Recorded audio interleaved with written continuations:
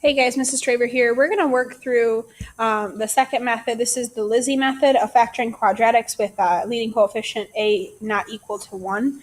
So here's a new example, and this one is the Lizzy method. I'm assuming the British method is titled the British method because somebody who is British made it up, and I'm assuming the Lizzy method is that because somebody named Lizzy made it up. I don't really know why, but if you'd like to find that out and let me know, I'd be interested. Let's work through this though. So we're going to start off the same in looking at factors of AC. So I've got 8 and 15 are going to give me negative 120, 8 and negative 15. So I need factors of 120, and let's work through our list systematically. So I've got 1 and 120, 2 and 60, 3 and 40. You know how to find factors, so finish those ones up. Here's all my factors of 120. I'm looking for a combination of these that will add up to negative 14, keeping in mind that because their product is negative, that one of the two of them is negative. So I'm looking for a difference of 14. And the ones that'll work are the 6 and the 20. It'll work if the 20 is negative and the 6 is positive. That'll give me a negative 14. So whereas in the British method, we would then plug those in and kind of expand, the Lizzy method, some magic happens. So just bear with me on the magic, and then I'll kind of show you our steps each time. So I'm going to take the 6 and negative 20 and just assume that I can unfoil it just like that. X plus 6 and x minus 20. I know that these ones aren't equal, so I want you to be careful to notice that what's different in the Lizzy method is magic is happening. So from here to here, these aren't equal statements. Something sketchy happened, so just keep that in mind. And then what happens next is even weirder, but just go with me. What we're going to do after we set up our parentheses is divide each of these numbers we just plugged in by our a term.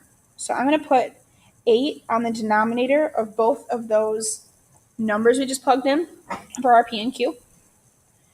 And then I'm going to reduce if I can. So let's see, 6/8. I can reduce that to be 3/4. And 28ths, I can reduce that to be 5/2. At this point, I still have fractions. It's still kind of annoying looking.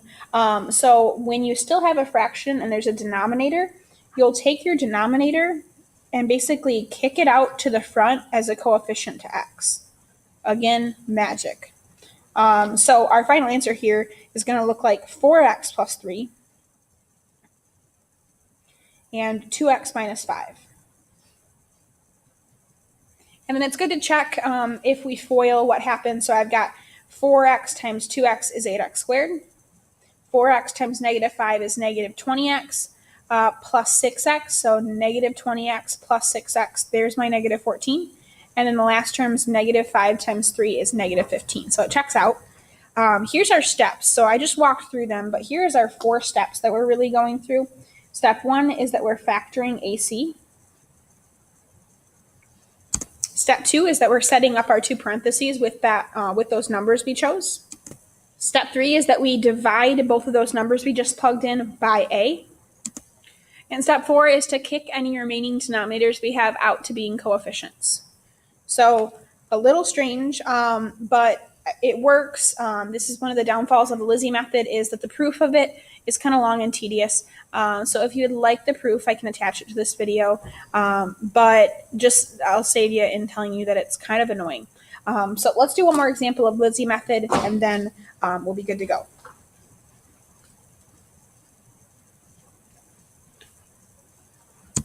All right, so we've got 4x squared minus 9x plus 5 equals 0. And I want to look at the factors of AC. That's step 1. A is 4 and C is 5. So I'm looking at factors of 20. Those are 1 and 20, 2 and 10, 4 and 5. And keep in mind, because we are factoring to get a positive number, they could have all the positives, or I'm adding to get a negative. So I actually also have all of the negatives on my list as well, because I need those for this one. In order to make a negative 9, I needed the double negative situation. So I've chosen negative 4 and negative 5 as my product of 20 and my sum of negative 9. So magic happens here. We'll just plug it in. X minus 4, x minus 5. Set up your parentheses. That's step 2. Step 3, divide by a. So our a was 4. Take both these guys and throw a 4 under it. Reduce wherever we can. So 4 over 4 is just 1. 5 over 4 I can't reduce. So I can go ahead and kick my denominator out to being a coefficient. And then FOIL to check. So 4x squared minus 5x minus 4x minus 5 minus 4 is negative 9. And then plus 5x at the end. So just like we did on the last one, let's think about pros and cons. So pros to the Lizzy method, it is quick. And cons is that it is not intuitive. Magic is happening here. We do weird things like kick things out. That's not a very mathematical word. We also just like decide to divide two numbers by something. It seems strange. It's not intuitive.